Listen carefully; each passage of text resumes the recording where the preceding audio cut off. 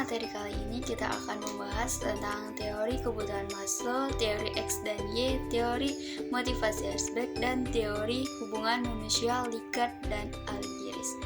Sebelum kita lanjut ke pembahasan, perkenalkan saya Gita Puspitawati dengan NIM 230210065. Sebelumnya saya ingin mengucapkan terima kasih kepada Ibu Risna Dewi, Esos MSP selaku dosen pengampu mata kuliah Azas Manajemen Program Studi Administrasi Publik.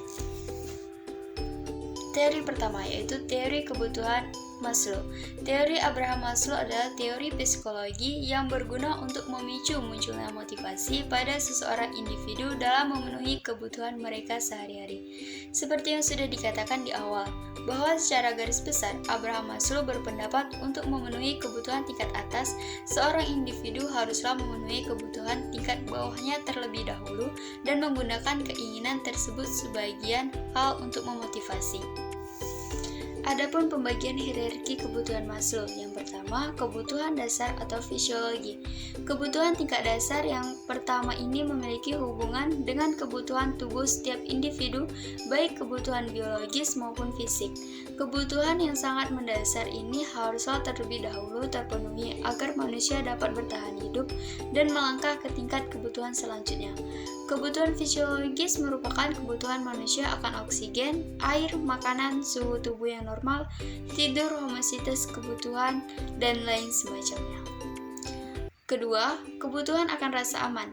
Kebutuhan tingkat dasar yang kedua adalah kebutuhan untuk senantiasa merasa aman. Seorang individu dapat melangkah ke tingkat kebutuhan selanjutnya apabila sudah berhasil memenuhi kebutuhan pada tingkat pertama.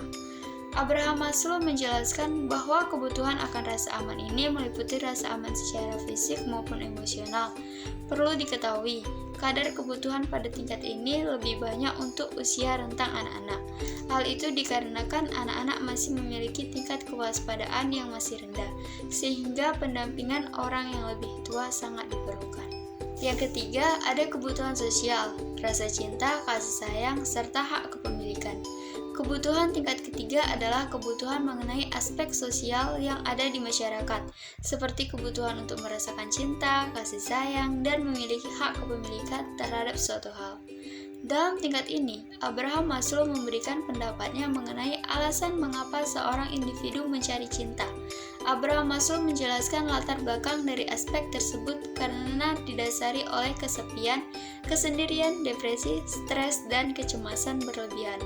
Rasa cinta pada yang dimiliki oleh seorang individu sendiri memiliki dua jenis, yaitu de-love atau deficiency dan de-love atau yang keempat, kebutuhan mendapatkan penghargaan. Kebutuhan tingkat selanjutnya yaitu tingkat keempat adalah kebutuhan untuk mendapatkan penghargaan. Penghargaan yang dimaksud dalam tingkat kebutuhan ini tidaklah selalu penghargaan berupa piala atau hadiah. Maksud dari kata penghargaan di sini adalah harga diri. Setiap individu berhak mendapatkan harga diri mereka. Harga diri dapat berasal dari diri sendiri maupun orang lain. Ketika kebutuhan tingkat ini dapat terpenuhi, maka secara otomatis akan memunculkan kebutuhan untuk merasakan penghormatan, rasa menjadi kepercayaan orang lain, dan menstabilkan diri sendiri. Harga diri dibagi menjadi dua bentuk, yaitu 1. Bentuk penghargaan diri sendiri. Adanya kepercayaan pada diri sendiri, meraih prestasi, menjadi pribadi yang mandiri, memiliki kemampuan serta kompetensi yang mumpuni. Kedua, bentuk penghargaan dari orang lain. Mendapatkan status, gelar, pangkat, jabatan, menjadi orang terkenal, mendapatkan prestasi atas ketekunan yang dilakukan, mendapatkan pujian, dinilai baik oleh orang lain. Oke, kita masuk ke teori kedua, yaitu teori X dan Y.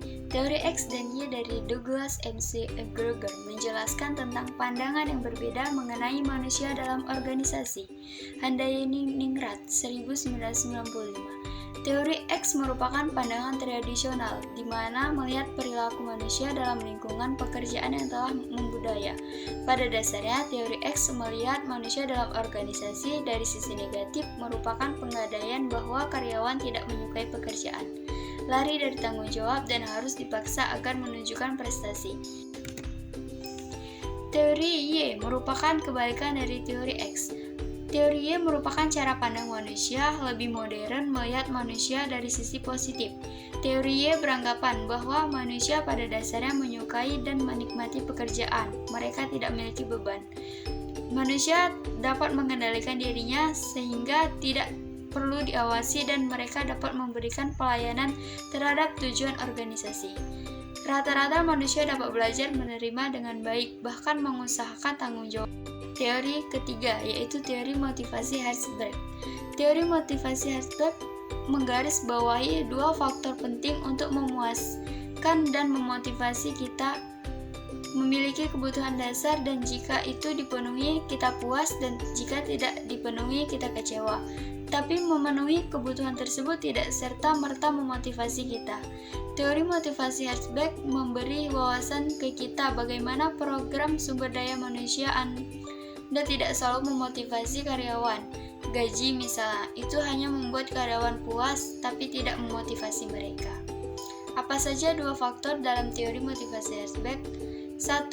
Hygiene factors. Memiliki dorongan untuk menghilangkan ketidakpuasan karyawan dengan memenuhi kebutuhan dasar mereka. Kedua, motivator. Membuat karyawan puas dan termotivasi dengan memenuhi kebutuhan tersebut. Perusahaan bisa meraih output yang lebih tinggi karena karyawan akan lebih produktif dan akan lebih baik. Teori keempat, yaitu teori hubungan manusia, teori Argyris. Argyris menandai ini sebagai usaha yang melekat pada manusia untuk perkembangan personal. Meskipun individu-individu dapat dan melakukannya dengan baik, dalam beberapa banyak dia tumbuh dan akhirnya berpengalaman. 1. Untuk berkembang dari keadaan pasif seperti bayi, kemudian meningkat dengan aktivitas seperti orang dewasa. 2.